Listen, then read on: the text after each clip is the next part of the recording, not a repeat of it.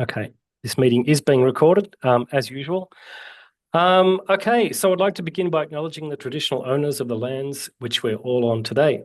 We pay respect to elders past, present, and future, and acknowledge the importance of the Indigenous knowledge in the Academy. I'm speaking to you from the unceded lands of the Wurundjeri Woi-wurrung peoples of the Kulin Nation, and please share with us in chat if you'd like to where you are joining us from today. I'd like to introduce Dr. Jinqi Xu, who is a senior lecturer at the University of Sydney, specialising in interdisciplinary education and inclusive teaching. Her research draws on practice-based theory and Chinese philosophical traditions to explore how international students learn across cultural contexts. She supports academics in creating classrooms that engage with difference and foster meaningful, responsive learning across traditions. Now, today, she's speaking to us on the topic of becoming an international student, which explores how Chinese learners reshape academic life through practice, contradiction, and quiet transformation.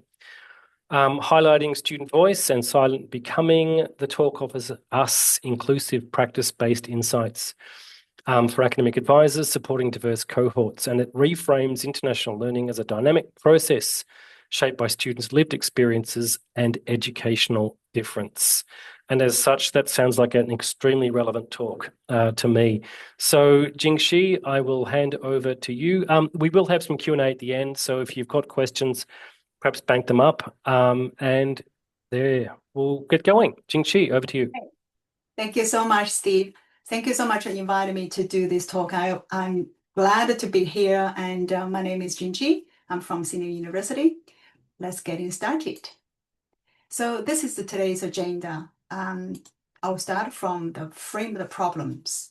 So generally, we have a deficit view, even this has been an ongoing topic, but people still feel like students need to come in to fit into our system, and there's a deficit view being ongoing for students come to Australian context. We need to see student strengths. They actually are an asset bring to us, and we can use that in our education system, and we can see the student can bring a lot of deep cultural and learning strategy to our environment as well. Okay, go to next.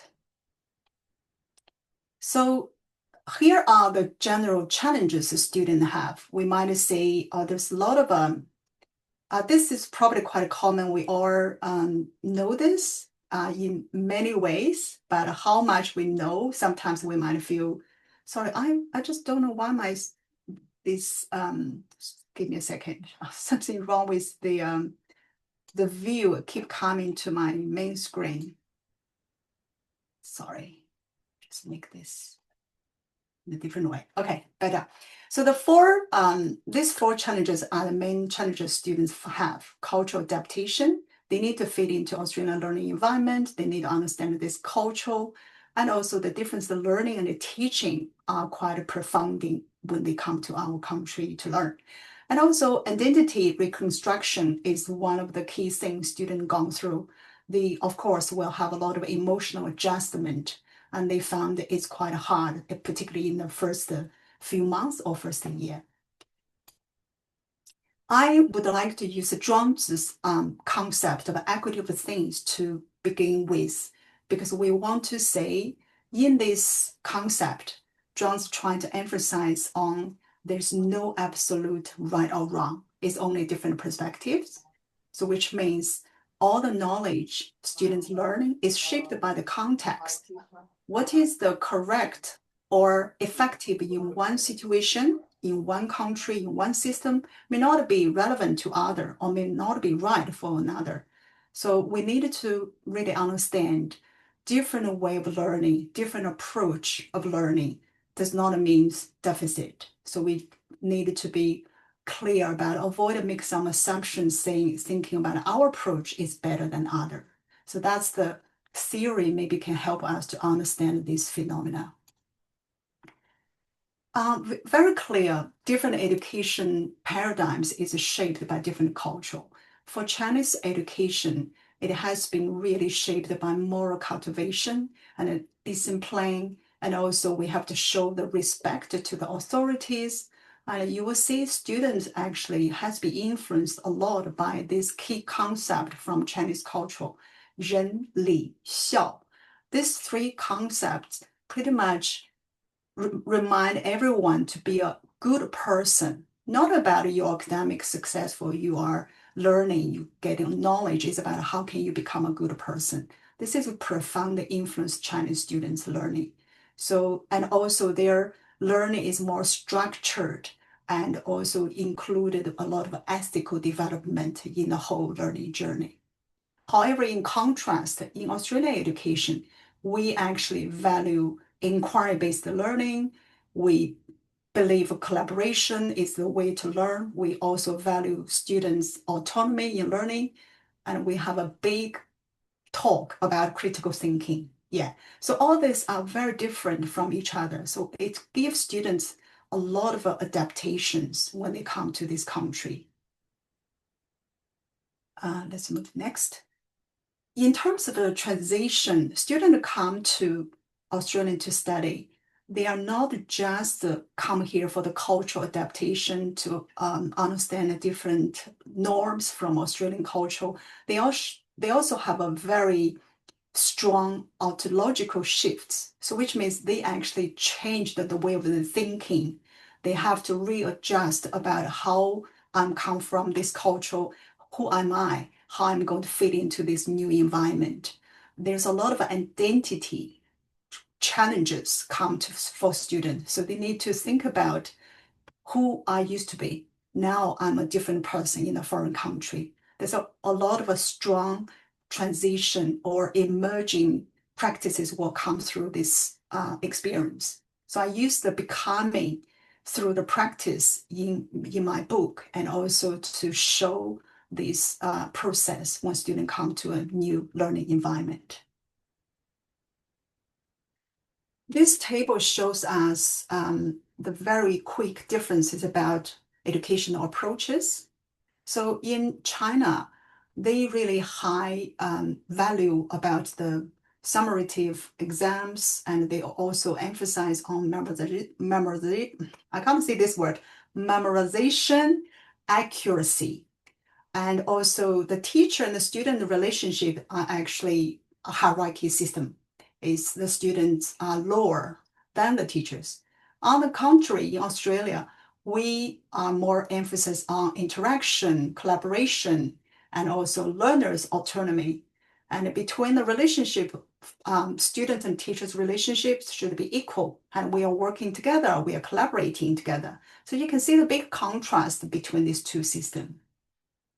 Next session, I'm going to share with some of the student stories. Hopefully this can give us some good understanding about what our students going through. Students actually are very clever. They know how to putting things together. They have different way to navigating the system. Today, I'm going to share 3 student story. First one, Sue. She is a very clever student because she have a strong mindset of I have a clear goal to become an entrepreneur once I finish my study. And she used the very strong strategic cramming system for her exams. Haitao is another interesting guy. He using social learning and emotional reliance with his girlfriend. Ting is a separate one. She used a lot of silent transformation in her learning. She reflects a lot in her learning. I'm going to unpack each of the student stories next. Let's talk about Sue first. Sue is a student.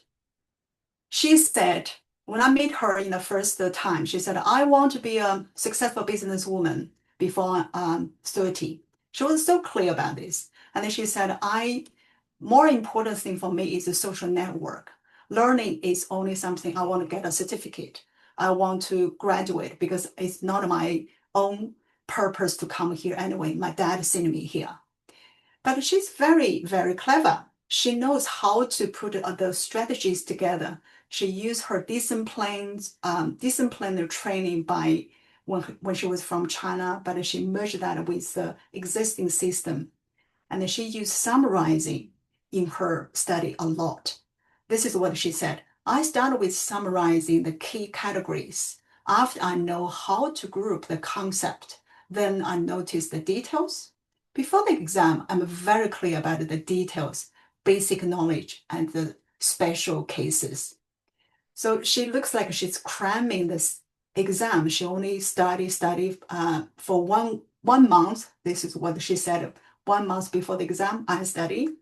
But she is very clever to using some selections and using high level cognitive way of thinking to study.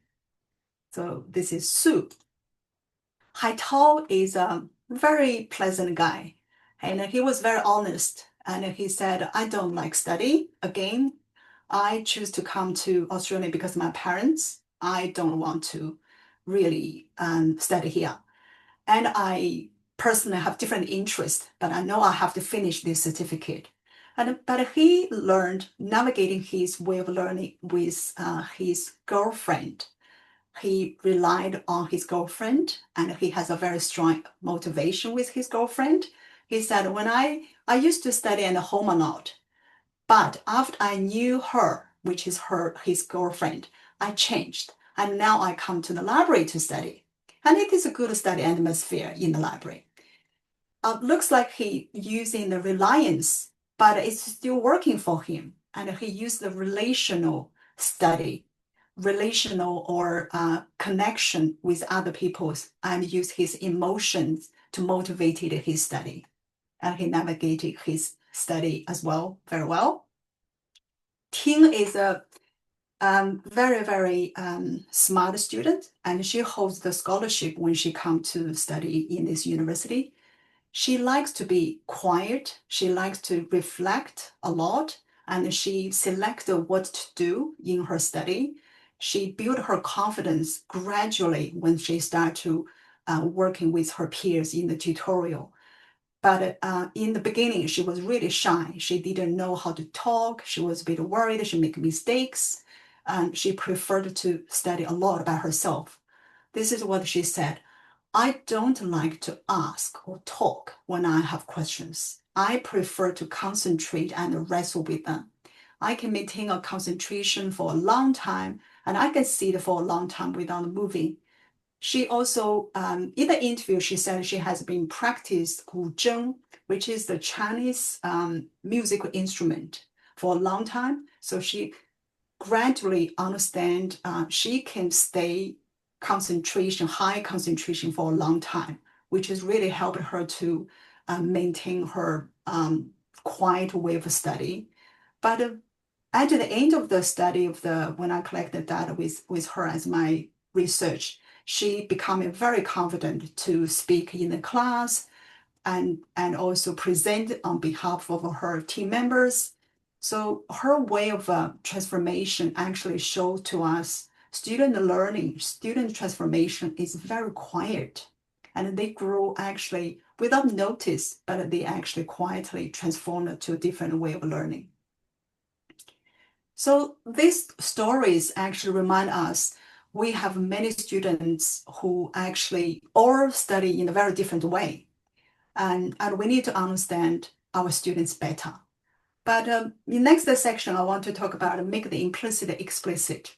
What does this mean? Many times we actually we thought our student knows our expectations very well, but not necessary. They don't know what we want them to do and in a very clear way.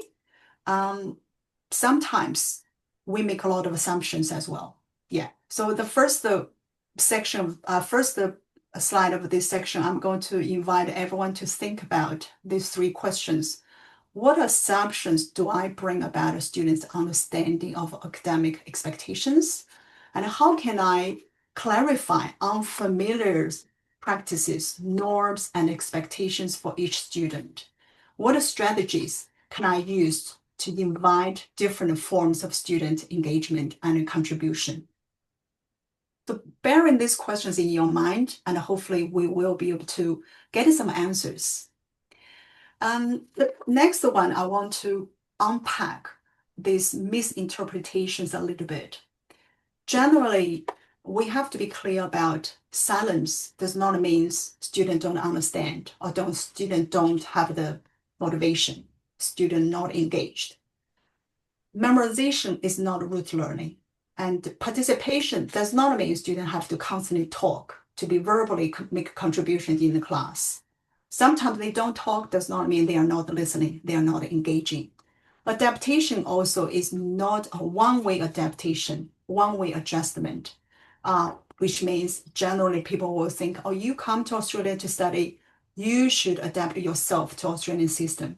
But actually, it should be two ways. We need to support them. We want a student to understand our expectations.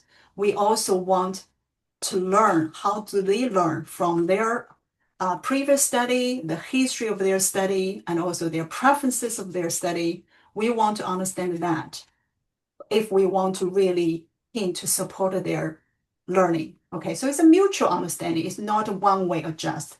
These are quite common misassumptions or misinterpretations about the Chinese students' learning. This is a very interesting topic about the silence. I know we get anxious if our students are quiet in the classroom. If they come to the workshops, they actually don't talk. Of course, I know you guys probably have a lot of one-to-one in-person or online consultation. It might be slightly different, but this is for the group work.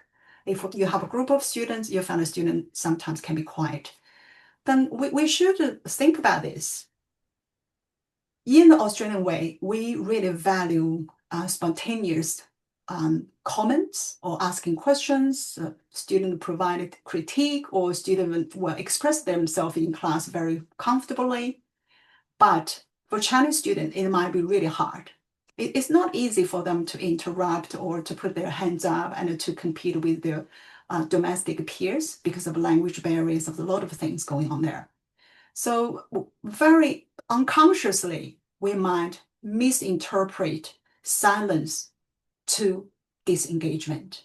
So we need to be conscious of that. Students are quiet does not mean they are not engaged with us. They might be doing their own way of thinking. They might be processing. And if we put the Chinese context, Chinese heritage cultural, Chinese cultural background, they respect for authority. They treat their teachers as knowledge holders. And then they normally have very large class. And in the class, they are expected to take notes. They are expected to have deep listening, not put their hands up to asking questions. And silence generally means you are really engaged to listen to me, listen to the lecture. So it's also, we should, from some research, we also find silence is a right for students. They should have this right. I don't want to talk. I don't have to. Okay. It's my choice. It's the way of how I have my strategy to learn. So we need to be conscious of this as one of the, if we see our students is quiet in the classroom.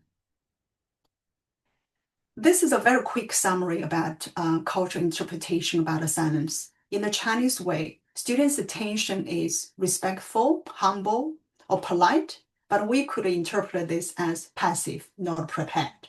So please keep conscious of this. If you are think about your students are quiet, maybe there's some different things going on because of the cultural background. They don't get used to verbally make contributions to us. Next concept I want to unpack about engagement. Engagement does not always mean they are talking to us. Engagement have three dimensions. There's behavior, emotional, and cognitive. If we want to build an inclusive teaching style, we need to recognize the different ways of engagement.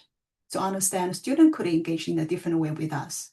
We need to understand them. How can we responding to their culture, to the relational cultures, to the collectivist culture, which is Chinese students come from. And we also should reflect on our own emotions, how our own emotions can be triggered or influence the way we engage with our students. Maybe some teachers just get used to be asking questions. Of a sudden, the students don't asking, feel like, oh, do you really understand what I'm trying to say? So we needed to understand the students' different way of engagement and expectations. So there are different expectations from a learner's perspective. Students might think, oh, my teacher should be in this way. But particularly from Chinese student, they might say, my teacher should give me all this detailed information about this, because I used to getting all this back in China. But in our way, we might expect you should be a very independent learner. You should know what I'm doing. You should be prepared. Or we could have very different expectations. So have this awareness between your own expectations and your students' expectations can help us to understand our students better. Next part, I want to talk about some of the things we actually expect our student to know, but we haven't been clearly explained in our official way. For example, how to do the referencing. You guys probably already see many Chinese students are struggling about to do the referencing because they don't have referencing system in their own education system. And how to asking questions can be really hard for them. Particularly, they don't know when is the best time to interrupt to ask a question. How to do critical thinking in the English way, in the English patterns, it can be challenged for them. How to join the group work? What are the expectations? There are not many group works in China, in Chinese education system, particularly in English, it might be harder. So what we can do, we can using induction sessions, we can using rubrics to help them to understand. We can give them a lot of examples about good examples or bad examples to show them what this look like, to help them to understand some key concepts. We also can show them how to do the participations. So model the participation. What does the participation look like? And how to do the collaboration together. What should look like when you join the group work, how you're going to present yourself. And it is actually can be challenging for international students to join the conversation. If there's a tutorial setting, students want to join the conversation. But once they get language ready, the conversation is finished. I have been heard so many international students told me, I need time to process, but once I get ready, I want to put my hands up and the conversation is already finished. So we needed to give them enough time to help them, give them some patterns, give them some template if we want to encourage them to do the critical thinking. So some simple template can help them to structure their way of thinking, give them some language tools can help them to get familiar with, in these circumstances, what question I can ask, what should I do, what should I say? It will help the student to understand in the classroom participation. Another thing is workload across the whole semester in the Australian assessment system can be different from what they have in China. In the Chinese education, generally they have midterm or final exams. They don't have the assessment like what we have spread the whole semester. So explain to the student, this is what you're expecting. You should prepare your time. You should be working on a different assessment rather than just wait till midterm and a final. Another topic is about English. This is ongoing problems we've been talking about a Chinese international student. They come here, they all pass their English test, but that doesn't mean they have met English language, academic language in the classroom, because it's really hard to use some specialized terminology to understand them, to feel familiar with them. Sometimes students don't just understand immediately. And other part, such as cultural metaphors or implicit cues, are even harder. For example, if you give some examples of Australian context or Western context, students don't understand. They don't have that history. They don't have that knowledge. They can't make this connection. So be aware of this can help us to help the student. Maybe give them some examples from Asian background, from Chinese background. They will be more likely connected these stories together to help them to navigating the classroom norms, like what I've just mentioned, and maybe give some patterns. And sometimes they even don't know when should I put my hands up? Or should I wait till the end? Or should I do it now? So a lot of things is unspoken, but we thought they should know.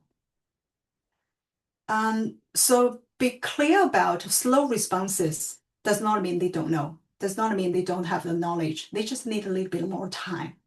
If we can think about to support a student with practices, give them a lot of feedback, guide them to build their skills, give them a bit of confidence. So you can do this slowly. You don't have to be getting ready immediately, but you can do things slowly and you can learn, you can grow. This is a process. It's not something immediately you have to master. I think it's quite important to tell students if they are not confident. These are some specific little tips I think may be helpful. So help the student to use planner, track the deadlines, and break that into different tasks. Help them to guide themselves with the different difficulties or the prioritized tasks, which can be sometimes can be quite difficult for students if they don't have this good time management skills. Pair them, give them some opportunity to connect with their peers. Have a peer mentoring can be a very strong way for a student to connect with some experienced student, and they can feel a sense of belonging. They feel comfortable with each other. They'll be more likely going to engage. And give them some time to adapt. Tell your student, you don't have to be immediately becoming a certain way. You can take your own time, slowly adapt to the way you want to be. The other part is about the participation part, can help the student to think about it in a different way. If you don't want to verbally communicate or talk what you're thinking in the classroom, it's okay. You can write, you can join some small groups, you can put your post on the forums, you can use the platform such as Padlet to share your ideas. So it's not always just about talking, if talking makes you feel a bit nervous. And also help the student to prepare themselves, write the key points, what they want to talk, clarify the ideas in Chinese, so which means they can talk in Chinese first, and then they can translate later if that helps them for learning. They can do some rehearsal before they start to speak English. These slides I want to show how the reflection can help the students. Encourage the student to use some journals or discussion board. Ask them, what surprised me about learning in Australia? So they can have a bit of reflection about what they learn differently from Australian system, and encourage them to share their experience. Does not have to be in class, could be after class or workshops or consultations. So tell them to communicate this with your teachers as well, because the teachers really, really want to know how do you learn. And also help the student to do the deadline things, which I mentioned earlier. Emphasize them, learning is a process and growth really takes some time.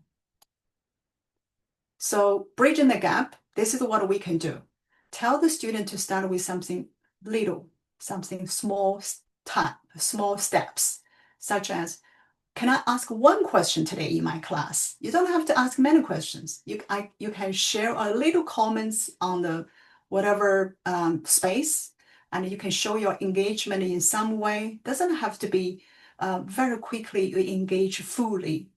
And also tell the student you don't have to wait till you are 100% sure about this question, which is quite a typical Chinese student. They don't want to make mistakes. They don't want to lose faith. They want to make sure, oh, I know this. I'm not going to make mistakes. I'm going to tell you the answer. You don't have to. Learning actually comes through the interaction. It might help the student to relax a little bit. A lot of the things I'm talking today is come from this book, Becoming International Students. And in the next section, I'm going to share a few key findings from this book.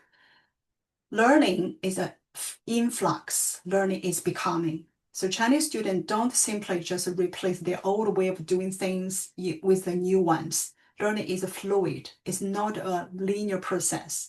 It has intertwined different stages.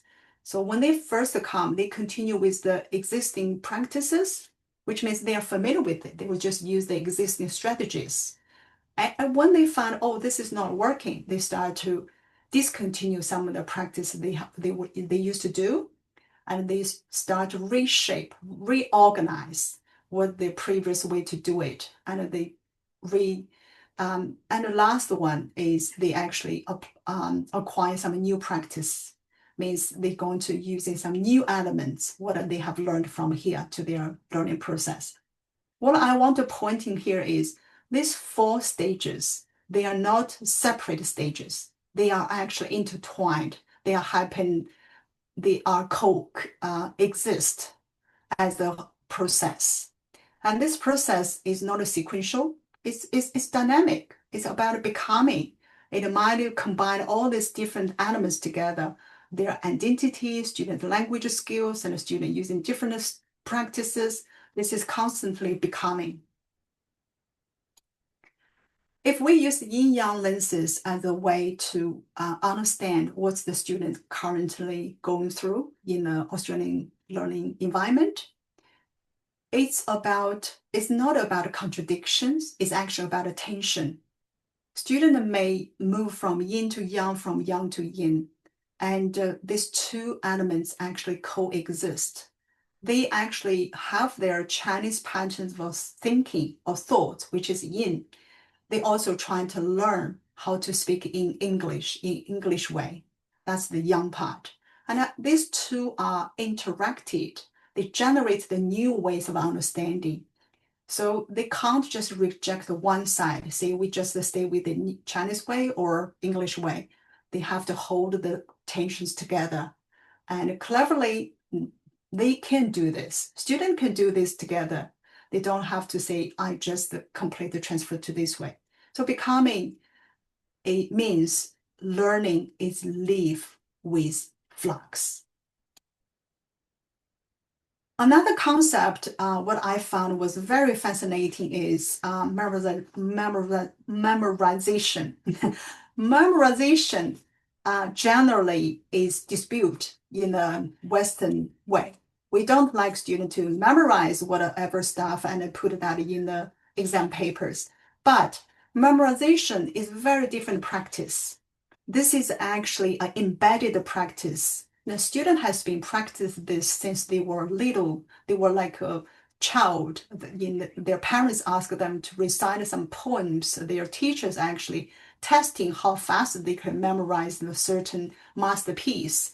So the memorization actually has a lot of little practices combined together.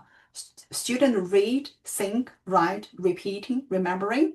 They reflecting, highlight, circle, organize, reorganizing, reread again. And also they do summarizing, they do linking the concept together. They also use translating to overcome their language problems. So through the whole repetition of the memorization process, the new meanings can be generated. They learn things differently. They do things differently. So therefore, this practice is embodied emotional practice, which is very different from what we normally say memorization is just a rote learning. CCAD is another students association. It's called the Chinese Commerce Academic Development Association in the university when I conducted the research. It is a voluntary group of work, a group of people. They do using peer teaching and peer learning. And the CCAD leaders are the high achievers. They are PhD students, honor students, or some students have some high marks, or some student lead. They're using bilingual workshops. So they're using Chinese and English, help the student to prepare for the exams.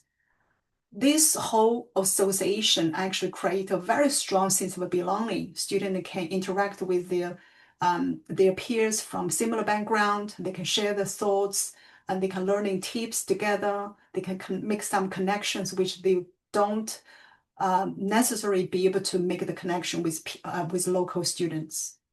So this organization or this association or this format of learning actually help the student to make a smooth transition to Australian learning environment.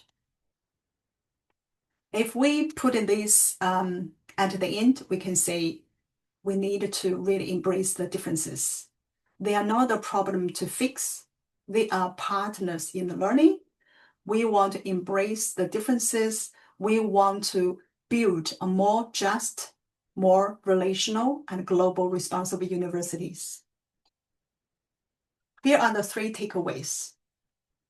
Make the implicit explicit, and try to guide your students on the things they are struggling about, such as reference participations, collaborations, critical thinking. Support students to know learning is a process of becoming. So recognize what part they need to adapt and help them to gradually develop the skills. Using reflection, give them enough feedback, and maybe do some scaffolding tasks rather than just expect it immediately student will understand what to do. Make sure there's a process, there's some enough support for students. The third one is about value diverse learning approaches. Acknowledge students. They are from different backgrounds, they have different culture, they have different cognitive way of thinking. They use memorization in their learning a lot. They actually get tests in their own education system. And there's a lot of embedded practices they are using. Also, we can think about some of the student association. It might be help the student to learn as well. So this is a reference. My next thing is I want to do this Menti activity. So can you guys please scan? You can use this QR code, or we can use the link, which is Steve can put this in the chat. So please try to answer this question. What's one assumption or misunderstanding you might have about Chinese international student learning or engagement? I'm going to stop sharing this and I can share the other activity. Thank you. I'm going to share the other one. Okay. Which one? This one should be.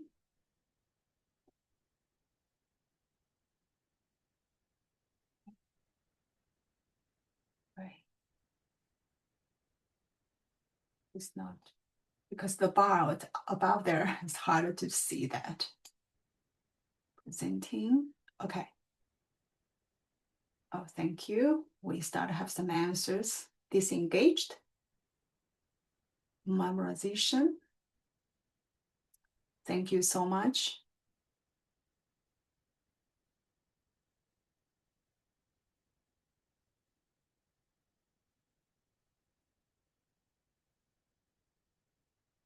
Thank you for this. This is all very interesting. Type of a motivation.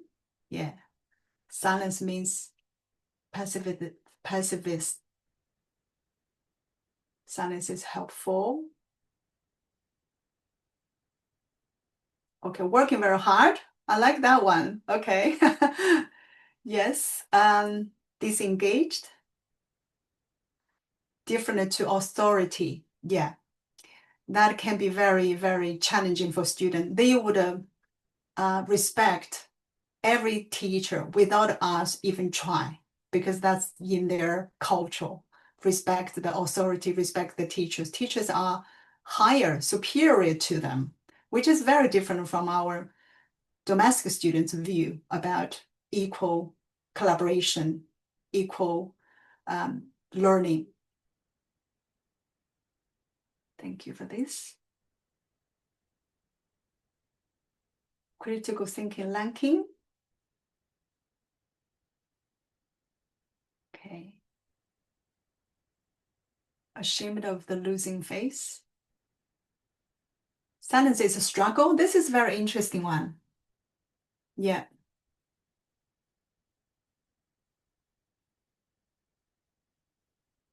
Okay, we got 14 answers. Do we still have more? Okay. No agency. Yeah. Of course, there will be some student probably lack of interest of study. Not every student, we know students are human. Yeah, some students really probably don't want to do study, but they were sent by their parents.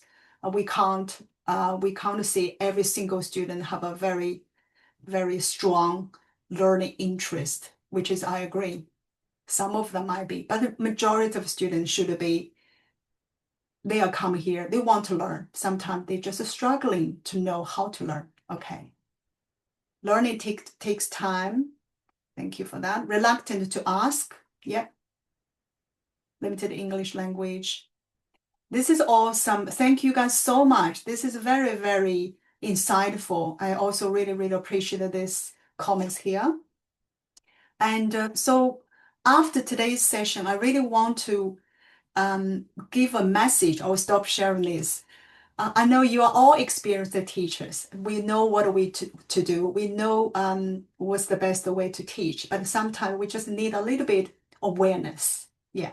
But thank you so much. I think that's all what I want to talk for today, and I really appreciate. I'm happy to take some questions if you have. Oh, yes, give Steve. Do we have any questions? I'm sure we will.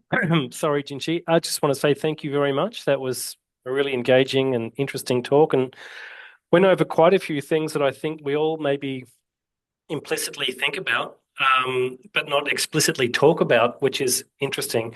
And coming from a big university with a big Chinese student population, it is something that should be talked about and surfaced in terms of understandings and knowledge, because I suspect a lot of academics still operate under a set of misassumptions or maybe things they think about international students or particularly Chinese students. And the things you talked about in terms of electing not to participate, being a choice rather than any sort of form of opting out, I think that's sometimes the assumption. So that for me was a real interesting thing that you raised. So thanks for raising that.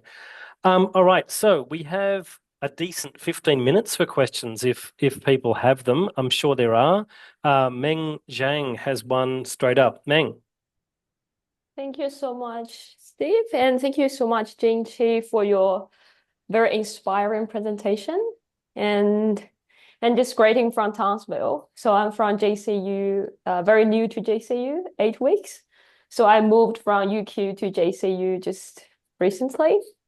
And I'm a Chinese international student. I was before at UQ for a master and a PhD. Then I found the part is very interesting about the first thing about make the implicit explicit. Actually, I'm really interested in that area because my research area is more in student-staff partnership, student as partners, student engagement, collaboration. Mhm. So I did some research with Kelly Matthews and we're still collaborating. So particularly, I think I want to ask you you have a very deep practical experience about so for this kind of student staff collaboration, so how we can make the implicit more explicit and how we can address this assumption based on your experience. Do you mean you're working with the student as partners? Yes. So you work, so in my research area, Yeah. so we academics or teaching staff, they work with students to co-create curriculum, to redesign assessment, or even try to reshape feedback practice. Mm-hmm. So in this kind of student engagement and collaboration, so how we can make it like an implicit, more explicit. Yeah, I think the most difficult part is we needed to know what a student know, what they don't know. Maybe you want to start with asking yourself from the colleagues' perspective as academics, what do we know and what do we make some assumptions? Because we, as a teacher, we probably assuming you come here, you should know how to learn. And you come here, you should have passed all these exams. You are very you understand what I do in my classroom. I think that sometimes it's really unconsciously, we will think they should know what we want them to do. The expectations part is the most difficult part. Maybe you should ask the student, say, what are the key problems you have? If we want to clarify what are the gaps between the expectations, what do you want a student to do? What do you want? What do you expect them to do? What do they expect you to do? Maybe just ask 2 questions. Tell me, what are your main challenges when you are doing this? What is the difficult part you find it is? And what is the part that make you feel really cheerful, happy, satisfied? So if we don't know what we don't know, what do we know? We can go to extremely way to ask, what's the best part you have doing this with us? What's the part you want me to help you? So then we can start to merge this gap. And also maybe for colleagues, have a workshop. If you have a team of staff working together, have a staff reflection. Are there any assumptions we make? When you are working with this, what are the problems you have? Can you share your experience with me? Maybe we make some assumptions. Maybe we thought they should do this, but they didn't do it. Are there any specific reasons behind this? Or the student just don't want to do it? Or are they have no skills? Or do they don't have enough information? Or do they don't have motivation? So I think it's a lot of clarification, a lot of asking questions. I don't know. I hope this can sort of help you to start with. Yeah. Yeah, it's actually it's very helpful and very informative, I think, because that's based on I have been teaching at UQ for a long time, 5 years. Okay. So I taught master of level, master of educational studies student, and master of communication student. 80% of them are Chinese students. Okay. And I totally agree with you. Sometimes even I am from China. I have a background. Yes. But sometimes I feel they are I kind of have assumption about, oh, they are silent because they are not engaged, or they don't want to ask a question because they just don't want to. But then I slightly moved to my research also about intercultural communication. So I slightly moved to understand how we can accommodate their way of communicate and learning as an academic. So I start to initiate kind of deliberate invitation. Sometimes it's not about they don't want to engage, just they don't know how. It's as you mentioned about the power dynamic. The power relationship in China is more hierarchical. So some students, they are waiting for just something like a permission, I think. So once I gave them this permission, I said, please ask me a question, or I use Padlet, give them some time to think and write. Then once I initiate this particular invitation, they are quite engaged. They're quite engaged. They just, we work together as a group. And once they got that permission, I think that's a part of we are kind of bridging the gap of expectation, because they are expected me to invite them or give them permission. And at the very beginning, I expected they would jump in directly. Yes. They would just engage. But the thing is just some tips. I just directly said, you can ask me a question, and that's totally fine. And you can spend 2 or 3 minutes to think. That's fine. You can have lollies while you are thinking. So they feel much better. I think that's why I really echoed with your experience and your suggestion. Thank you so much. Thank you so much, Mel. Can I also add one little tips? If you have a lot of Chinese international students as in your partnership with them, you can permit them to speak their own language in little groups. They don't have to speak English immediately if there's not many English-speaking staff around, or they can have their little discussion first. They clarify what they want to say, have their point written down. Then they can say, oh, can I translate it to the English background speakers? This is what we've discussed. I think this might be another way to help them to feel more comfortable, because language at the end of the day for international students is still actually a big barrier. It's hard for them to very freely, comfortably pick up the language. Yeah. Hopefully Yes. that's helpful. You have done a great job. It sounds like very, very interesting. Well done.